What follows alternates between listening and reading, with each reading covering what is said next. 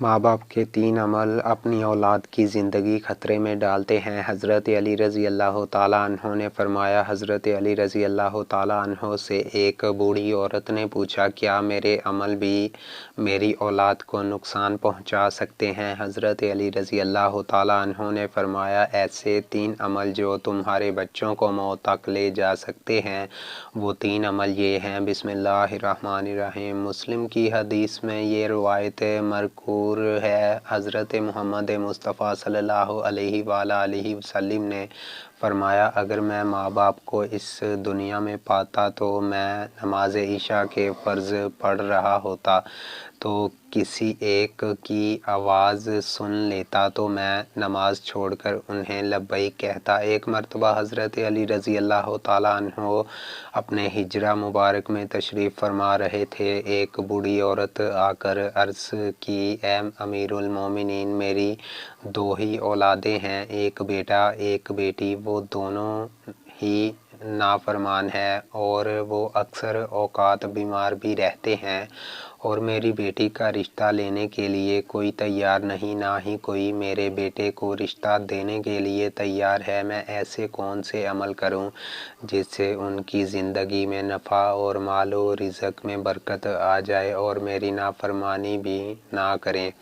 اور میری اولاد کے رشتے بھی ہو جائیں اور وہ صحت مند بھی ہو جائیں اور میری نافرمانی بھی چھوڑ دیں، کیونکہ میرا بیٹا اور بیٹی دونوں نافرمان ہیں، میری نافرمانی کرتے ہیں، میں جو کچھ کہتی ہوں میرا کہا نہیں مانتے، میرا بیٹا شراب اور دیگر گناہ بھی کرتا ہے اور میری بیٹی بھی میرا کہا نہیں مانتی، وہ دونوں دین اسلام سے مطابقت نہیں رکھتے۔ اے امیر المومنین، مجھے کوئی ایسا عمل بتائیں جس سے میرا بیٹا اور بیٹی دونوں راہ راست پر آ جائیں اور دین اسلام سے محبت کرنے لگ جائیں اور میری نافرمانی بھی نہ کریں اور ان کے رشتے بھی ہو جائیں اور دونوں تندرست بھی رہنے لگیں۔ تو حضرت علی رضی اللہ تعالیٰ عنہ نے فرمایا، ماں باپ کے ایسے 5 عمل ہیں جن کی سزا اولاد کو بھی ملتی ہے۔ وہ 5 عمل ایسے ہیں جس سے اولاد کا تعلق جڑ جاتا ہے۔ امیر المومنین حضرت علی رضی اللہ تعالیٰ عنہ نے فرمایا، اگر ماں باپ یہ عمل کرتے ہیں، ان عملوں کی سزا اولاد کو بھی بھگتنا پڑتی ہے۔ وہ بوڑھی عورت کہنے لگی، اے امیر المومنین، وہ کون سے ایسے 5 عمل ہیں جن کی وجہ سے ہماری اولادیں بیماری میں مبتلا اور پریشانیاں، نافرمانیاں اور ان کی زندگی میں بہت سی مصیبتیں آ جاتی ہیں؟ تو امیر المومنین حضرت علی رضی اللہ تعالیٰ عنہ کرم وجہہ الکریم نے فرمایا، اے بوڑھی عورت، ماں باپ کا پہلا عمل یہ ہے جو ان کی اولاد کو گھاٹا دیتا ہے۔ نمبر 1، جس کے ماں باپ قرآن پاک پڑھے ہوئے ہوں اور گھر میں تلاوت قرآن پاک نہ کرتے ہوں، ان کے گھروں میں بے برکتی نازل ہو جاتی ہے اور شیطان کے چیلے اس گھر میں ڈیرے ڈال لیتے ہیں اور شیطان کے یہ چیلے ان ماں باپ کی اولاد کو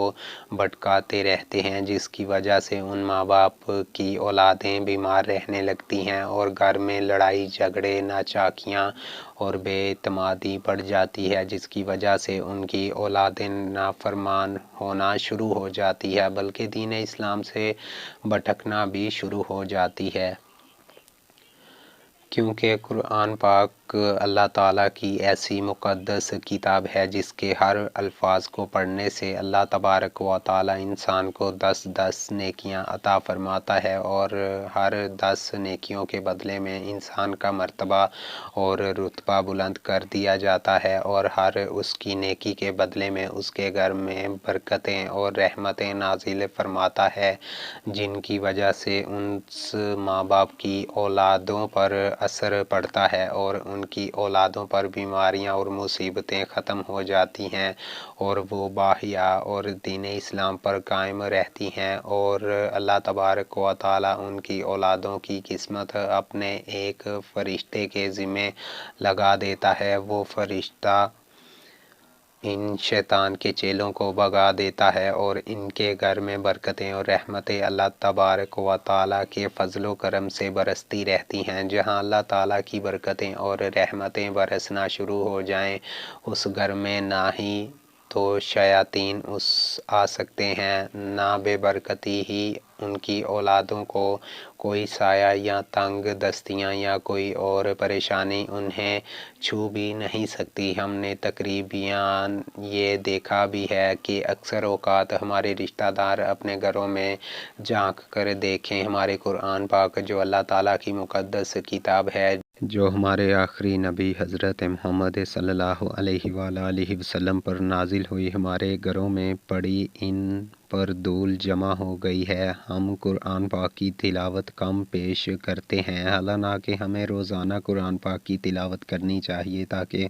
ہمارے گھروں میں برکتیں اور رحمتیں اللہ تعالیٰ کی عطا ہوتی رہیں۔ جو ماں باپ قرآن پاک پڑھ کر بھی نہیں پڑھتے ان کی اولادیں بے حیا، بے شرم اور تنگ دست ہو جاتی ہیں، لہٰذا ہر ماں باپ کو چاہیے قرآن پاک کی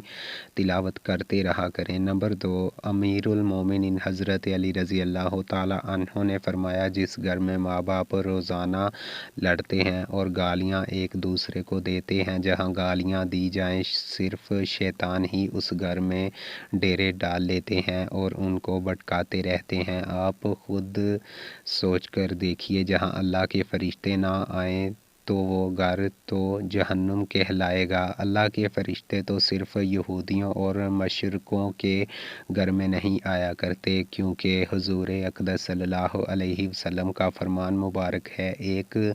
دوسرے کو گالیاں دینا دین اسلام میں حرام ہے، کیونکہ ماں باپ کو دیکھ کر ہی اولاد جوان ہوتی ہے۔ جیسا طرز عمل ماں باپ کا ہوگا اولاد بھی وہی عمل اختیار کرے گی۔ اولاد نے تو یہی دیکھا کہ میرے ماں باپ ایک دوسرے کو گالیاں دیتے ہیں، لڑائی جھگڑے کرتے ہیں، اب اولاد سے ماں باپ یہ امید کریں کہ میری اولاد فرما بردار ہو، ایسا نہیں ہو سکتا۔ اس لیے حضرت علی رضی اللہ تعالیٰ عنہ نے فرمایا کہ ماں باپ کو چاہیے دین اسلام میں جو بولنے کے طریقے بتائے گئے ہیں وہی اختیار کریں تاکہ ان کی اولادیں وہ سن کر ان پر اثر کریں۔ اس طرح آپ کی اولادیں نافرمان اور بے حیا نہیں ہوگی اور دیگر مصیبتوں سے بھی آپ کی اولاد بچی رہے گی، بلکہ اپنے گھروں میں حدیث کی باتیں کیا کریں۔ حضور اقدس صلی اللہ علیہ وآلہ وسلم کا فرمان مبارک سنایا کریں اپنی بیٹیوں کو۔ حضرت فاطمہ الزہرا رضی اللہ تعالیٰ عنہا، حضرت اماں عائشہ رضی اللہ تعالیٰ عنہا کی باتیں بتایا کریں، بلکہ باپردہ اور پاکیزہ قصے بھی سنایا کریں تاکہ ہماری بیٹیاں باحیا اور فرما بردار ہوں۔ اس لیے ماں باپ کو دین اسلام کے طرز پر ہی بولا کریں تاکہ ان کی اولادیں بیماریوں سے اور نافرمانی سے بچ سکیں۔ نمبر 3، مولا علی رضی اللہ تعالیٰ عنہ فرماتے ہیں، ماں باپ کی بے پردگی کی وجہ سے ان کی اولادوں پر خطاؤں یا بیماریوں کا حملہ ہوتا ہے۔ حدیث صحیح بخاری میں حضرت ابو ہریرہ رضی اللہ تعالیٰ عنہ سے روایت ہے، حضور اقدس صلی اللہ علیہ وآلہ وسلم نے فرمایا، جو پردہ دار عورت ہوگی اس پر جنت واجب ہے، جو بے پردہ عورت ہوگی اس پر جہنم واجب ہے۔ جہاں بے پردگی ہوگی وہاں اللہ تعالیٰ کے فرشتے ایسے گھروں میں رہنے والے انسانوں کے لیے بد دعائیں کرتے ہیں اور شیطان نیچے بیٹھ کر ان کے گھروں کو اپنا بسیرا بنا لیتے ہیں۔ جہاں بے پردگی عام ہو وہاں ماں باپ کی اولادیں بے حیا، نافرمان اور غلط کاموں میں پڑ جاتی ہیں۔ یہی نہیں بلکہ ان کی اولادوں کو مصیبتیں اور پریشانیاں اپنا مقدر بنا لیتی ہیں۔ یہ سب ان کے ماں باپ کی بے پردگی کا نتیجہ ہوتا ہے۔ جہاں بے پردگی ہوگی وہاں اللہ کی رحمت اور برکت کبھی نہیں آئے گی اور ان ماں باپ کی اولادیں ہر فتنے اور شر سے محفوظ نہیں رہ سکیں گی، کیونکہ جو اللہ تعالیٰ کے فرشتے بلاؤں اور خطاؤں کو ٹالتے ہیں وہ تو اس گھر سے چلے جاتے ہیں ان کی بے پردگی کی وجہ سے، اور وہ اولادیں اپنے ماں باپ کا ادب نہیں کیا کرتی، بلکہ اس گھر کی اولادیں کسی مصیبت یا پریشانیوں میں ہمیشہ مبتلا رہتی ہیں۔ اور ہم نے اپنے آس پاس بھی یہی دیکھا ہے، جہاں بے پردگی ہوتی ہے وہاں دنیاوی الفاظ بھی جڑے جاتے ہیں، جہاں بے پردگی ہوگی ان ماں باپ پر اللہ تعالیٰ کی ناراضگی ہوتی ہے، لیکن دنیا بھی ان کو اچھی نظروں سے نہیں دیکھا کرتی۔ اسی لیے ماں باپ کو چاہیے کہ اپنے پردے کا خاص انتظام کریں اور اپنی اولادوں کو بھی پردے کی تلقین کیا کریں تاکہ ان کی باحیا بیٹیاں حضرت فاطمۃ الزہرا رضی اللہ تعالیٰ عنہا کی پیروی کر سکیں۔ ہم سب نے یہ باتیں سن رکھی ہیں۔ دنیا کہتی ہے اپنے دل پر قابو ہونا چاہیے اور دل کا پردہ ہونا چاہیے۔ ناظرین ذرا غور فرمائیں، آپ کا دل حضرت فاطمۃ الزہرا رضی اللہ تعالیٰ عنہا جیسا تو کبھی مضبوط نہیں ہو سکتا، نہ ہو پائے گا۔